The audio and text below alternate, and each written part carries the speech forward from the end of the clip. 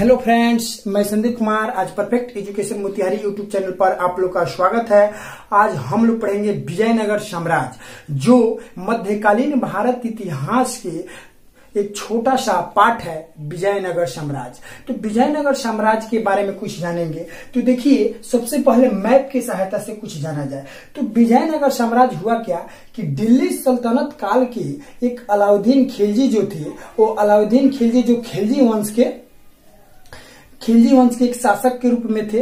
तो हुआ क्या कि जब अलाउद्दीन खिलजी ने दिल्ली सल्तनत काल के लिए, यानी दिल्ली सल्तनत के क्षेत्र के लिए, वह दक्षिण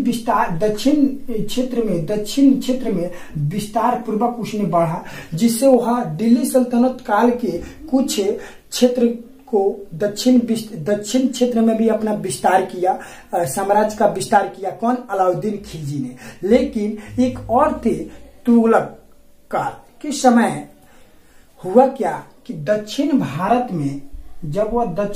में वह अपना दिल्ली सल्तनत काल के क्षेत्र को विस्तार करना चाहते थे तुगलक काल के समय। तो उस समय तुगलक वंश ने जब दक्षिण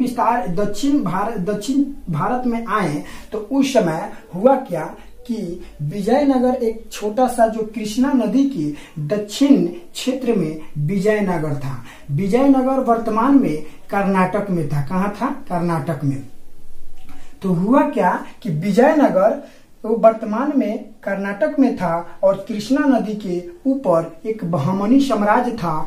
और बहमनी साम्राज्य ये जो था, मुस्लिम वो द्वारा ये स्थापना की गई थी, बहमनी साम्राज्य। और एक विजयनगर हिंदुओं द्वारा स्थापना की गई थी। और एक हुआ क्या कि कृष्णा नदी की सहायक नदी थे, कृष्णा नदी की सहायक था तुंगभद्रा नदी।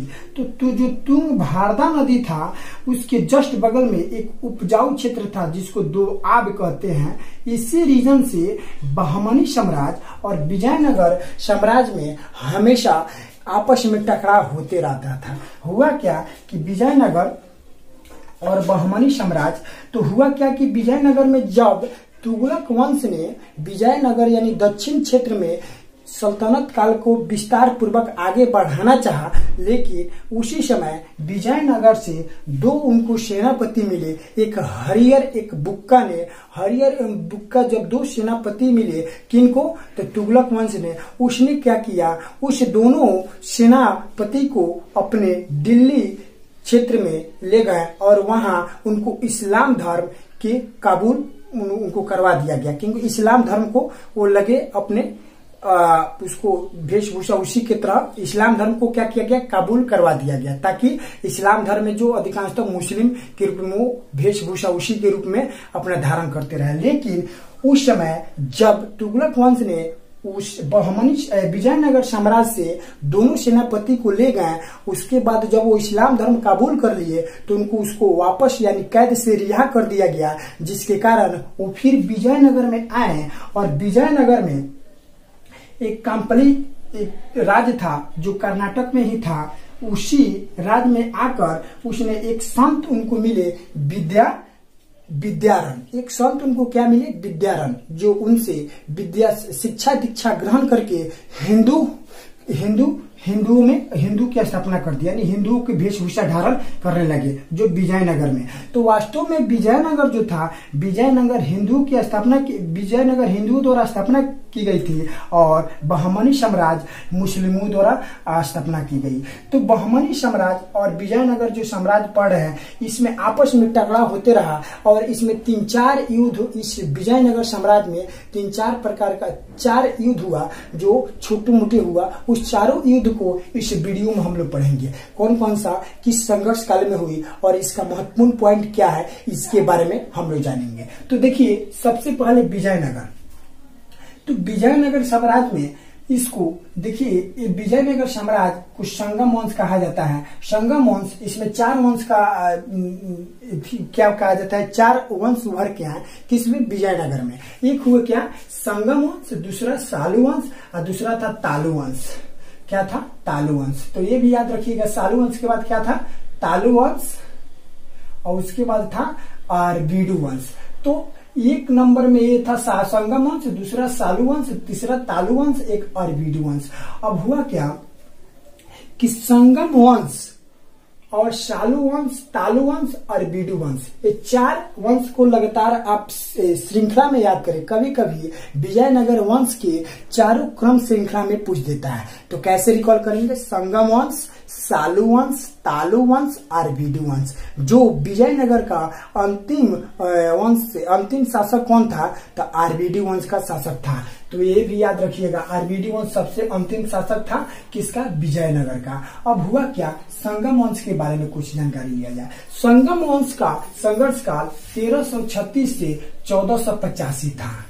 क्या था? अब संगम वंश से 1336 से 1485 इनके संघर्ष काल हुआ। इसके बीच में क्या क्या महत्वपूर्ण पॉइंट बना, उस महत्वपूर्ण पॉइंट के चलते हैं देखने क्या क्या है। एक है उनके संस्थापक।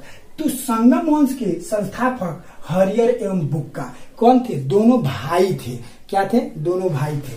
तो ये क्वेश्चन पूछता है कि संगम वंश के संस्थापक हरियर एवं बुक्का था और 1336 में इनकी क्या संस्थापक बना? किसका? तो संगम वंश का। कौन? तो हरियर एवं बुक्का ने। हुआ क्या कि हरियर एवं बुक्का जो थे ये उनके पिता संगम वंश थे, इसीलिए विजयनगर साम्राज्य के वंश को संगम वंश प्रथम बार कहा गया, क्योंकि संगम वंश इनके पिता थे हरियर एवं बुक्का का। अब हुआ उसने एक राजधानी बनाई अनेगोंडी में।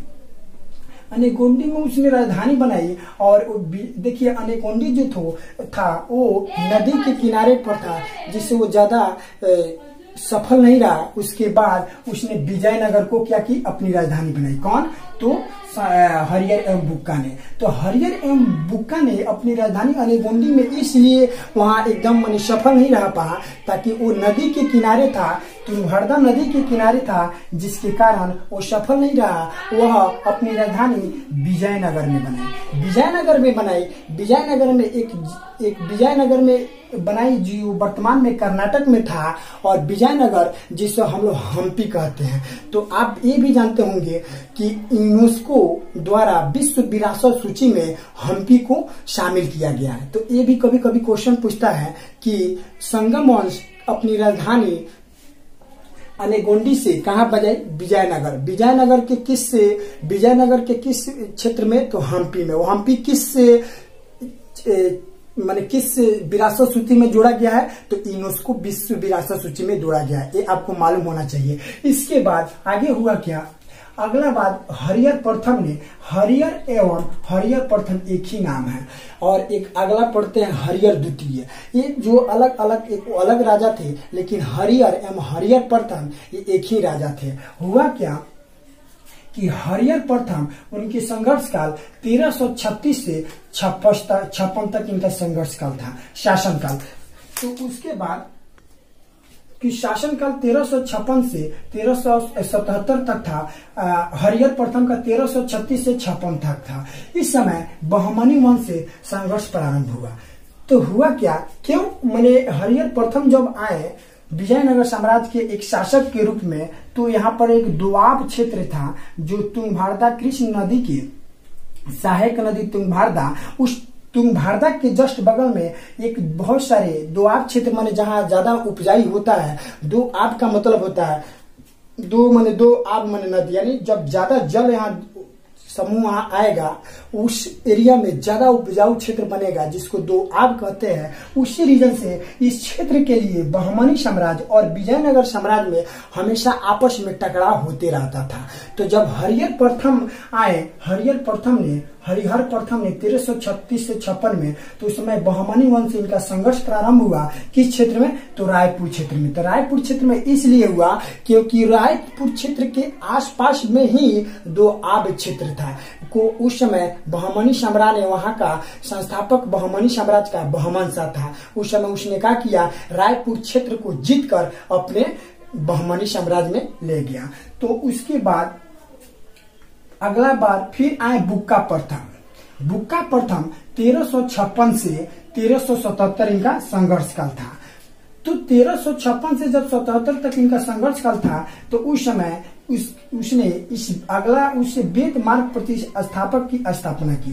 प्रतिष्ठापक का मतलब हुआ क्या, बुक्का प्रथम ये इस्लामी धर्म को कबूल करना नहीं चाहते थे, लेकिन जब दिल्ली सल्तनत यानी सल्तनत काल के समय बहुत सारे शासक यानी इस्लाम धर्म को कबूल किए, जिसके कारण ये भी इस्लाम धर्म में ही कबूल होना पड़ा, ताकि उस समय दिल्ली दक्षिण क्षेत्र में, भारत के दक्षिण क्षेत्र में विजयनगर साम्राज्य की स्थापना नहीं हुई थी, ताकि खिलजी वंश और एक थे मोहम्मद बिन तुगलक के दो ही दक्षिण विस्तार क्षेत्र में अपने दिल्ली सल्तनत काल को आगे बढ़ाए। लेकिन और जिस 5 वंश थे, 3 उसमें उतने मजबूत शासक नहीं थे जो क्या करे कि दक्षिण के क्षेत्र में अपना विस्तार करे दिल्ली सल्तनत काल का। हुआ क्या कि विजयनगर साम्राज्य जो थे वो सोचते थे कि नीचे की ओर दक्षिण क्षेत्र में इधर हिंद महासागर था और इधर बहमनी साम्राज्य, ऊपर ये सोचते थे दक्षिण की ओर हम क्या करें अपना क्षेत्र सीमा को बढ़ाएं, लेकिन ऊपर इसलिए यानी उत्तर की ओर क्यों नहीं कर रहे थे, ताकि यहाँ दिल्ली सल्तनत काल मजबूत रूप से शासक वहां बना रहा। इसी रीजन से बहमनी चाहते थे, बहमनी साम्राज्य कि हम दक्षिण की ओर करें, लेकिन विजयनगर चाहते थे कि हम उत्तर की ओर बहमनी साम्राज्य की ओर अपना साम्राज्य क्षेत्र को बढ़ाएं। इधर इसलिए नहीं हो पा रहा था ताकि इधर हिंद क्षेत्र, हिंद महासागर था, तो इसी रीजन से ये विजयनगर उधर चाहते थे किधर बहमनी साम्राज्य। अब हुआ क्या कि उसने वेद मार्ग प्रतिष्ठापक की उपाधि ली, कौन, बुक्का प्रथम। इसका मतलब हुआ कि वास्तु में वो हिंदू की स्थापना, हिंदू धर्म की स्थापना करना चाहते थे, कौन, बुक्का प्रथम। हुआ क्या, जब वो इस्लाम धर्म को कबूल किए, उसके बाद जब वो दक्षिण भारत में विजयनगर साम्राज्य के क्षेत्र में आए तो उसने हिंदू धर्म की स्थापना की। उसके बाद नोट में एक दिया हुआ है कि बुक्का के पुत्र जो थे कंपन, कौन थे, कंपन ने मदुरा को जीत लिया। उसने क्या किया कि मदुरा को जीत लिया, कौन, उनके पुत्र थे बुक्का। बहुत सारे इसमें पढ़िएगा कि उनके पुत्र जो है पहली बार शासक के रूप में बनते, लेकिन इसमें उनके पिता ही पहले क्या हुए, शासक के रूप में बने। तब उसने क्या किया, अपने कंपन या अपने पुत्र को मदुरा के लिए भेजा, संघर्ष के लिए, जिसमें मदुरा को क्या किया, जीत लिया, कौन, बुक्का प्रथम के पुत्र जो थे कंपन। इस अवसर पर उसकी पत्नी जो थी, कंपन की पत्नी गंगा देवी ने मदुरा विजय अपनी पुस्तक में इनकी रचना की। यानी कहने का मतलब, जब कंपन ने बुक्का प्रथम के पुत्र जब मदुरा को जीत लिया, तो कंपन की पत्नी गंगा देवी ने अपनी एक पुस्तक की रचना की, मदुरा विजयम, जो उसी में उनकी सब रचना की ताकि वो उन्हीं के बातों को वर्णन की, कौन, मदुरा विजयम। तो कब, जब उसने कंपन मदुरा विजयम को जीत लिया बुक्का प्रथम के पुत्र ने, तब यही बात इसमें लिखा गया है। अब आगे पढ़ेंगे हरिहर द्वितीय। हरिहर द्वितीय क्या है, अगला जब शासक आए तो उस समय हरिहर द्वितीय थे। एक बार हम लोग पढ़े हरिहर या हरिहर प्रथम एक ही थे, लेकिन हरिहर द्वितीय दूसरा राजा थे जिनका संघर्ष काल 1377 से 1404 था। उसने महाराज धीराज की उपाधि धारण की हरिहर द्वितीय ने। तो महाराज धीराज की उपाधि, जब जितने विजयनगर साम्राज्य के हमले वंश के शासक पड़े, उसमें कोई ऐसा नहीं था जो महाराज धीराज के उपाधि धारण करे, लेकिन एक ऐसा शासक था हरिहर द्वितीय जो महाराज धीराज की उपाधि धारण की, और उसने संपूर्ण दक्षिण भारत पर साम्राज्य विस्तार कर लिया। यानी हुआ क्या कि वो जो संपूर्ण दक्षिण भारत, कृष्णा के जो संपूर्ण दक्षिण भारत था, उस पर विजयनगर साम्राज्य को विस्तार कर लिया संपूर्ण दक्षिण भारत में। लेकिन प्रारंभ में संगम वंश के समय विजयनगर वर्तमान में कर्नाटक में ही था। किसमें था, कर्नाटक में। लेकिन जब हरिहर द्वितीय शासक बने, उस समय इनकी शासक इतनी मजबूत था कि वो संपूर्ण दक्षिण भारत यानी कृष्णा नदी के सभी संपूर्ण दक्षिण भारत में विजयनगर साम्राज्य क्षेत्र का विस्तार हो गया। अब आगे है कि उसने बहमनी राज से बेलगांव और गोवा भी छीन लिया। तो बहमनी जो राज थे, बहमनी साम्राज्य से उसने क्या किया, कौन, हरिहर द्वितीय ने बहमनी राज से बेलगांव और गोवा भी छीन लिया, जिसके कारण यहाँ विजयनगर साम्राज्य का विस्तार अधिक होने लगा और संपूर्ण दक्षिण भारत अर्थात कृष्णा नदी के सभी क्षेत्रों में विजयनगर साम्राज्य का विस्तार हो गया। अब इसके अगला जो है देवराय प्रथम।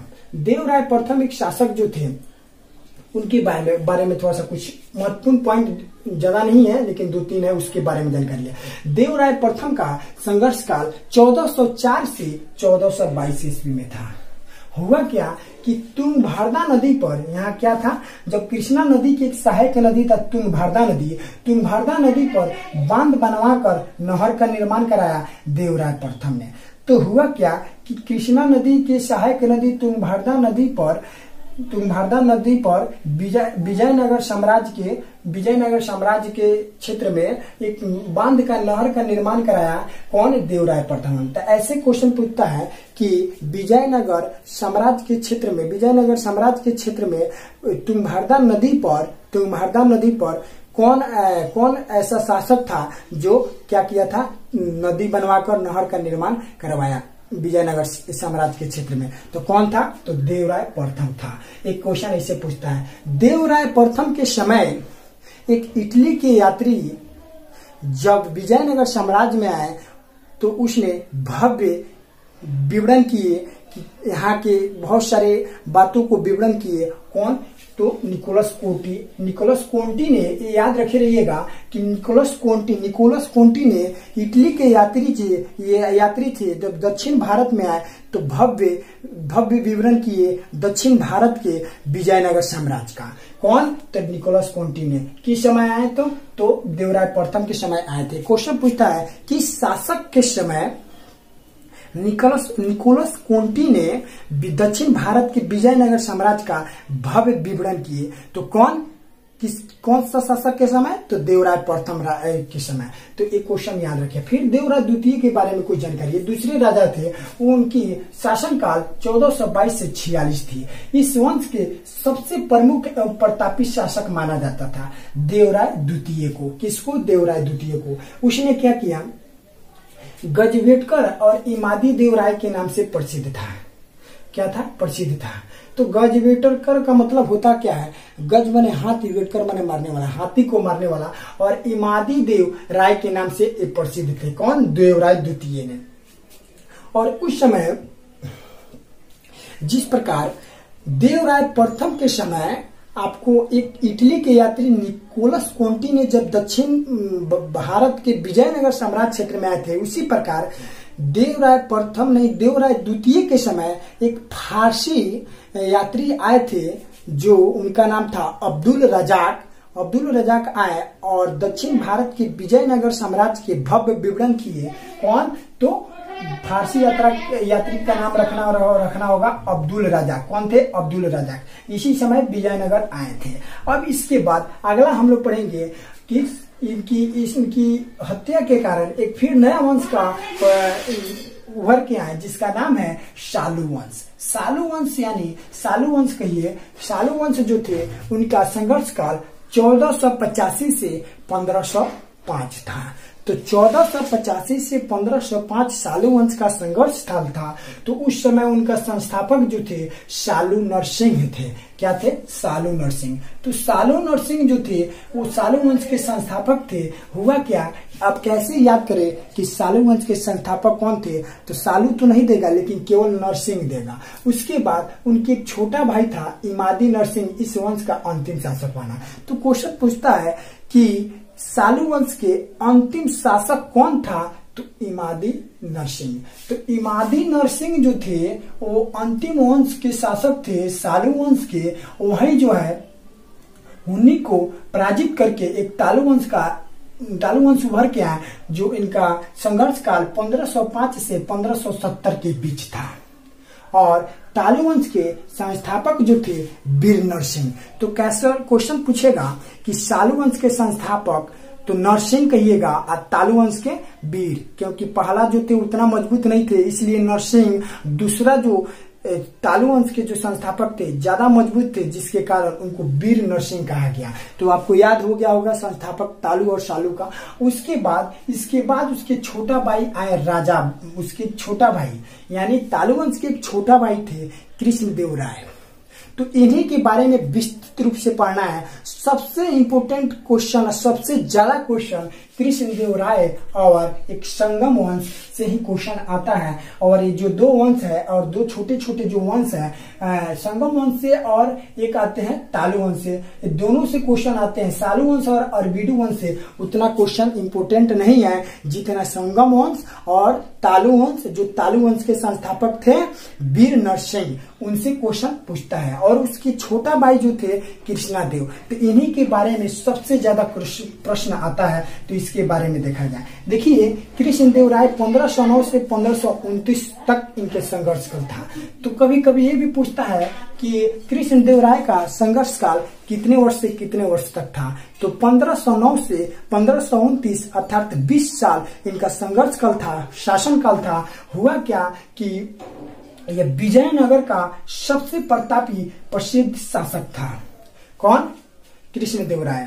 हुआ क्या, कृष्णदेव राय जब विजयनगर साम्राज्य के सबसे प्रतापी और प्रमुख शासक था, इस आपको मैप में थोड़ा सा देखिए, हुआ क्या कि विजयनगर के समय, कृष्णदेव राय के समय ये जो बहमनी 5 प्रमुख बाटों में बट गया था। तो 5 प्रमुख पार्ट में बट गया था बहमनी साम्राज्य अलग अलग वंश में। इधर से पुर्तगाली भी इस पर क्या करता था, अपना शासन करने में यथी था। तो यानी पुर्तगाली भी अपना शासन करना चाहता था, किस में? तो बहमनी में। हुआ क्या है, त्रिपक्षीय संघर्ष का कारण भी बन गया कि इधर से पुर्तगाली, इधर से विजय कृष्णदेव राय और इधर बहमनी साम्राज्य अपना में क्या ये त्रिपक्षीय संघर्ष के कारण बन गया था। इसी रीजन से बाबर ने, देखिए इसी रीजन से हुआ क्या, जब ये बहमनी साम्राज्य 5 भागों में बट गया तो उस समय कृष्णदेव राय इतना मजबूत और प्रतापी प्रसिद्ध शासक था कृष्णदेव राय। तो उसी को यहाँ तक कि ये अपना से स्वयं नहीं कहा, लेकिन बाबर जो मुगल वंश के संस्थापक थे, जो अपनी आत्मकथा बाबरनामा में उसने ये बात बताई कि बाबरनामा ने अपनी आत्मकथा में इसकी चर्चा की थी। किसका? कृष्णदेव राय का।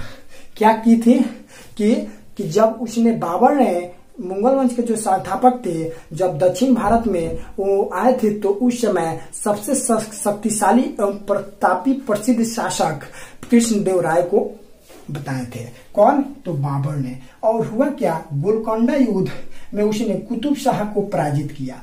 तो गोलकोंडा क्या हुआ, ये अलग था, जो बहमनी साम्राज्य में 5 राज्य में बट गए थे। पहला एक था गोलकोंडा, एक था अहमद, ऐसे करके बट गया था। तो जो गोलकोंडा था उस बहमनी में था, वो गोलकोंडा को पराजित कर दिया, कुतुब शाह को पराजित किया। गोलकोंडा युद्ध में एक वहां के शासक थे कुतुब शाह को कृष्णदेव राय ने क्या किया, पराजित कर दिया। जब पराजित किया तो इधर से पुर्तगाली, इधर से कृष्णदेव राय और इधर से विजयनगर, ये जो तीनों का संघर्ष आपस में टकराव रहा, इसी को हम लोग त्रिपक्षीय संघर्ष कहते हैं। अब आगे आइए, देखिए कृष्णदेव राय ने आंध्र भोज अभिनव भोज उपाधि धारण की। कृष्णदेव राय ने आंध्र भोज और अभिनव भोज उपाधि धारण की। तो अभिनव भोज अपने नाम पर नहीं, जो मिहिर भोज थे उनके बारे में हम लोग पढ़े थे, उन्हीं के नाम पर ये आंध्र भोज और अभिनव भोज की उपाधि धारण की। कौन? कृष्णदेव राय ने। अब उसके बाद आगे कुछ देखिए पॉइंट क्या है। पॉइंट है कि कृष्णदेव राय को तेलुगु साहित्य को क्लासिक युग कहा जाता है। तो कृष्णदेव राय द्वारा उनके द्वारा ही तेलुगु साहित्य को क्लासिक साहित्य या गोल्डन युग भी कहा जाता है। ये क्वेश्चन कभी कभी पूछता है कि तेलुगु साहित्य को गोल्डन युग या क्लासिक युग किसके द्वारा ये कहा गया, तो ये कृष्णदेव राय द्वारा। ये भी क्वेश्चन कभी कभी पूछता है। अब अगला जो पॉइंट है, कृष्णदेव राय के दरबार में, कृष्णदेव राय के दरबार में अष्ट दिग्गज कवि रहते थे।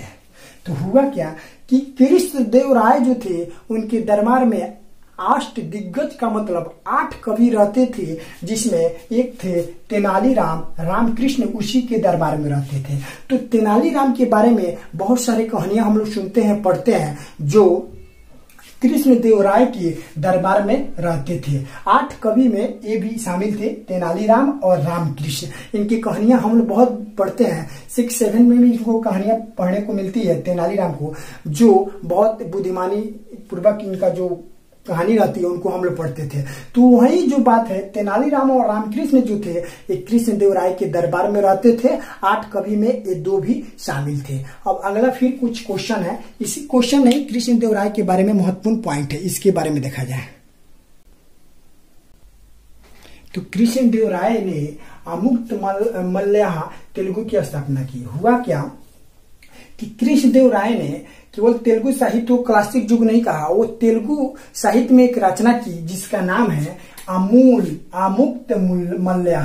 अमुक्तमाल्यदा की रचना कृष्णदेवराय ने तेलुगु भाषा में की। कौन? तो अमुक्तमाल्यदा। एक क्वेश्चन कभी कभी पूछता है कि कृष्णदेवराय ने तेलुगु भाषा में किसकी रचना की? तो अमुक्तमाल्यदा का। उसके बाद उसने हजारा एवं विठल स्वामी मंदिर का निर्माण कराया। बहुत सारे क्वेश्चन में ऐसे भी पूछता है कि विठल स्वामी मंदिर का निर्माण किसने करवाया, किस शासक ने करवाया? तो कौन करवाया था? कृष्णदेवराय ने। और उसने नागलपुर नामक शहर का भी निर्माण कराया। कौन? कृष्णदेवराय ने। अगला क्वेश्चन है कि देखिए, जिस प्रकार देवराय प्रथम के समय निकोलस कोंटी इटली के आए थे, ठीक उसी प्रकार फारसी में देवराय द्वितीय के समय एक दक्षिण भारत के विजयनगर साम्राज्य के क्षेत्र में आए थे, उनका नाम था अब्दुल रजाक, जो फारसी यात्री थे। ठीक उसी प्रकार कृष्णदेवराय के समय एक आए थे जिनका नाम है डेमिगोस पायस एम बारबोसा, पुर्तगाली थे। क्या थे? ये याद रखे रहिएगा, डोमिगोस पायस एवं बारबोसा, ये पुर्तगाली आए थे। किसके समय? तो कृष्णदेवराय के समय इनके दरबार में आए थे। तो ये क्वेश्चन कभी कभी पूछता है।